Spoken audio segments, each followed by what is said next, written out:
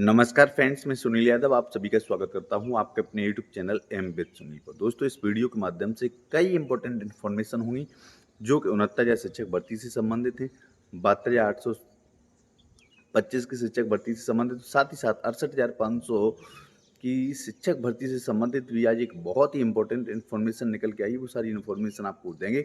इसके साथ साथ 69,000 शिक्षक भर्ती के आरक्षण पीड़ित अभ्यर्थियों की तरफ से एक नई रणनीति बनाई जा रही है।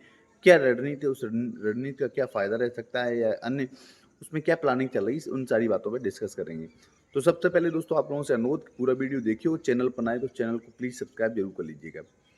सबसे पहले बात करता हूँ कि 69,000 शिक्षक भर्ती के आरक्षण पीड़ित अभ्यर्थी बीते लगभग 6 साल से लगातार संघर्ष कर रहे हैं और एक न्याय पाने के लिए जो जो बेसिक शिक्षा विभाग के अधिकारियों ने गलती की थी, उस गलती का खामियाजा जो आरक्षण पीड़ित अभ्यर्थी लगातार 5-6 साल से उठा रहे हैं, उसके लिए भरपाई के लिए लगातार प्रयास किए जा रहे हैं। हालांकि ये मुद्दा माननीय सुप्रीम कोर्ट में विचाराधीन है और आगामी 21 जुलाई को डेट लगी हुई है। 21 जुलाई की डेट पर माननीय सुप्रीम कोर्ट ने कहा था सरकार से कि लिस्ट बना के लाए। 27% 21% की जो लिस्ट है, वो सारी लिस्ट बना के लाए किस तरीके से, और इसके साथ साथ जितने भी याची हैं प्रॉपर तरीके से जो माननीय सुप्रीम कोर्ट में पहुंचे हुए हैं, उनके बारे में भी माननीय सुप्रीम कोर्ट ने पूछा था कितने लोग याची बने हुए हैं, क्या ये सारी चीज़ें ये पूछी थी। तो कहीं ना कहीं ये उम्मीद की जा सकती है कि 21 जुलाई को जो सुनवाई होने वाली है, तो उसमें काफ़ी कुछ चीज़ें स्पष्ट हो सकती हैं। 21 जुलाई की सुनवाई में माननीय सुप्रीम कोर्ट से आरक्षण पीड़ित अभ्यर्थियों को राहत मिल सकती है। दोस्तों, ऐसा तो कई बार देखने को मिला है कि ये लगता रहा है कि मुद्दा ये डिसाइड होने वाला है, बहुत जल्दी मैटर सॉल्व होने जा रहा है, लेकिन ऐसा हुआ नहीं है। बीते लगभग 2 साल, सितंबर में 2 साल पूरी हो जाएंगी और माननीय सुप्रीम कोर्ट में लगातार डिले होता जा रहा है। इसका मेन रीजन यही रहा कि कभी प्रॉपर तरीके से सुनवाई नहीं हो पा रही है, कभी जो वकील नहीं पहुंच पा रहे हैं, कहीं एक दूसरे पर से, कभी कभी सरकार की तरफ से, अधिकांश सरकार की तरफ से जो वकील रहे अब्सेंट रहे, वहाँ पर उपस्थित नहीं हुए। इसी का नतीजा ये रहा कि ये मुद्दा इतना डिले हो गया। दोस्तों, अब जो ये मुद्दा है, सबसे बड़ी बात इसमें ये है कि माननीय सुप्रीम कोर्ट ने जो 21 जुलाई को जब सुनवाई मुकर्रर की थी, उससे पहले उत्तर प्रदेश सरकार को, ये कह सकते हैं बेसिक शिक्षा विभाग के अधिकारियों को 6 हफ्ते का टाइम दिया था। 6 हफ्ते में कहा था कि 6 हफ्ते में एक लिस्ट बना के लाएंगे, उस लिस्ट को रखेंगे आके, उन्हें दिखाएंगे और उसके बाद कुल मिला के जो 8 सप्ताह का टाइम दिया था, 8 सप्ताह में वो लिस्ट 21 जुलाई को माननीय सुप्रीम कोर्ट में पेश करनी होगी। किस तरीके से लिस्ट बनी है, क्या क्या उसमें हुआ है, सारी चीज़ें उसको माननीय सुप्रीम कोर्ट को दिखानी पड़ेंगी। लेकिन अभी तक जो जो विश्वस्त सूत्रों के द्वारा जो सूचनाएं प्राप्त हो रही हैं, उसमें अभी बताया गया है कि अभी तक माननीय सुप्रीम कोर्ट में कोई भी लिस्ट पहुंची नहीं है। इसके लिए हमारे कुछ साथियों ने अभी हाल ही में माननीय बेसिक शिक्षा मंत्री से मुलाकात की। माननीय बेसिक शिक्षा मंत्री से मुलाकात करने पर जो आश्वासन मिला, उसके माध्यम से तो कहा जा सकता है कि 21 जुलाई को सरकार की तरफ से वकील जाएगा और वो लिस्ट, बेसिक शिक्षा विभाग के अधिकारी वो लिस्ट भी लेके पहुंचेंगे। लेकिन माननीय बेसिक शिक्षा मंत्री ने ऐसा एक बार नहीं अनेकों बार बोला है, लेकिन होता क्या, वही ढाक के 3 पात, कुछ भी नतीजा नहीं निकलता है। जस के तस मैटर बना हुआ है। लेकिन इस बार उम्मीद इसलिए लगाई जा सकती है, काफ़ी लंबे समय बाद सुनवाई हो रही है और कहीं ना कहीं अब ये सुनवाई अंतिम या सेकंड लास्ट सुनवाई साबित हो सकती है। मुझे उम्मीद है कि ये मुद्दा जल्दी से जल्दी सॉर्ट आउट हो सकता है। अब मेरा सभी उन साथियों से, 69,000 शिक्षक भर्ती के आरक्षण पीड़ित सभी साथियों से कहना है कि सारे लोग घरों से निकलें, तभी कुछ हो सकता है। ये अंतिम लड़ाई है। अंतिम लड़ाई में हमारे साथियों ने आगाज़ किया है कि 14 जुलाई से लखनऊ में एक महाधरना अनवरत 14 जुलाई से लेकर 21 जुलाई तक, जब तक सुनवाई नहीं हो जाती, जब तक ऑर्डर नहीं आ जाता, तब लगातार एक बड़ा धरना होना चाहिए।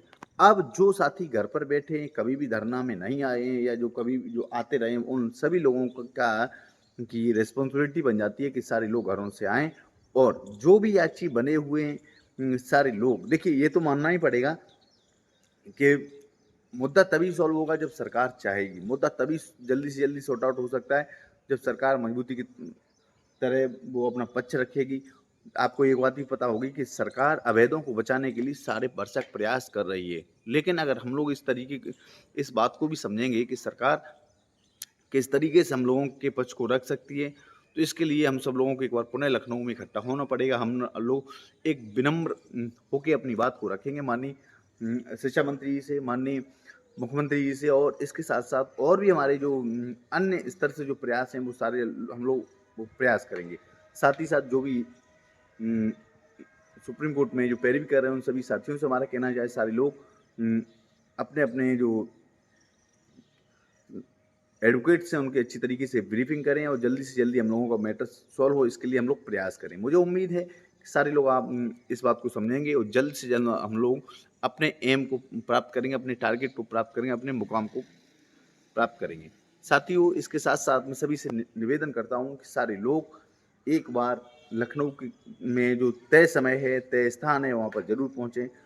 तभी हम लोगों को लाभ मिल सकता है। हम अपनी बात माननीय मुख्यमंत्री जी से रखेंगे।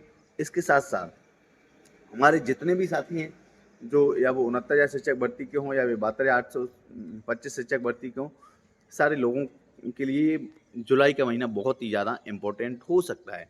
72,825 शिक्षक भर्ती का जो मुद्दा है वो 13 जुलाई को माननीय सुप्रीम कोर्ट में लगा है। माननीय जस्टिस दीपांकर दत्ता सर और माननीय जस्टिस शीलनाग सर की बेंच में ये मुद्दा लगा हुआ है।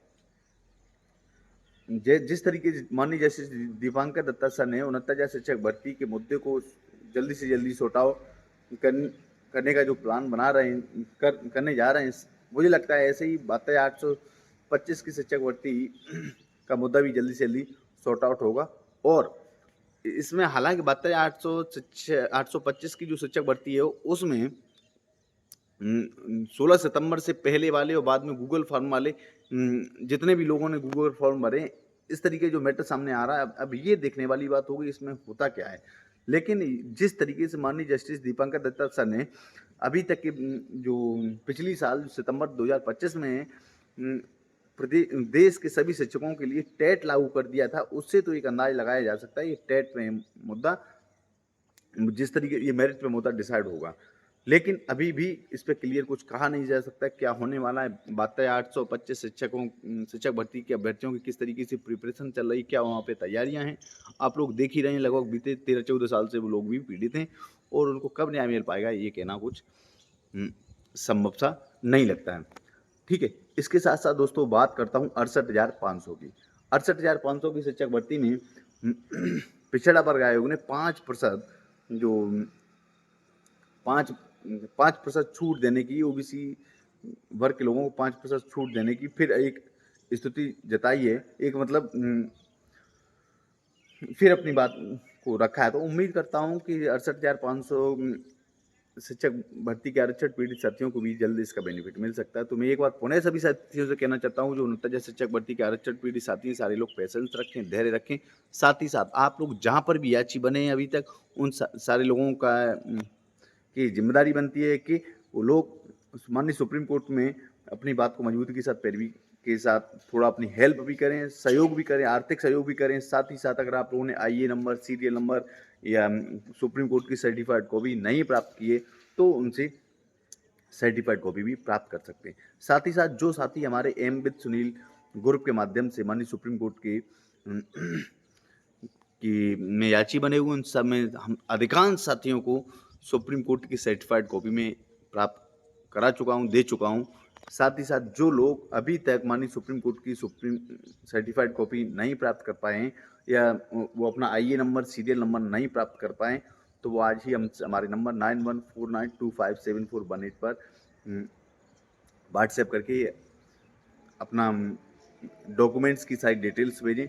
जितने बार भी आपने जितना भी पेमेंट्स की सारी डिटेल्स भेजें और उनको वो आईए नंबर, सीरियल नंबर और सारी चीज़ें अवेलेबल करा दी जाएंगी, क्योंकि ये चीज़ें बहुत ज़्यादा ज़रूरी है। क्योंकि अगर ये मान लेते हैं अगर याचीला मिलता है तो बिना याचीला सुप्रीम कोर्ट में दिखाए हुए सुप्रीम कोर्ट में किस आईए में आप कनेक्ट हैं, किस सीरियल नंबर पर हैं, इन चीज़ों के बिना दिखाए हुए लाभ मिलना पॉसिबल नहीं दिखता है।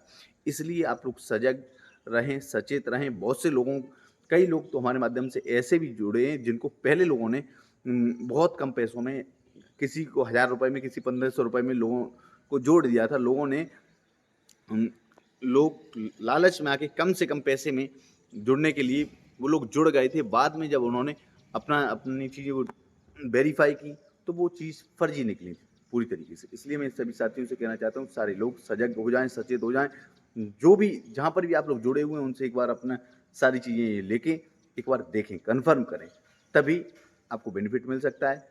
तो देखते हैं सुप्रीम कोर्ट में जो 21 जुलाई को सुनवाई लगी हुई है, क्या प्रिपरेशन रहती है सरकार की, किस तरीके से सरकार लिस्ट लेके आती है, देखते हैं। और हम लोग भी अपने-अपने स्तर से तैयारी करेंगे। 14 जुलाई से हमारे साथी लखनऊ में लगातार एक धरने का आगाज़ करने जा रहे हैं, जो 7 दिन लगातार चलेगा।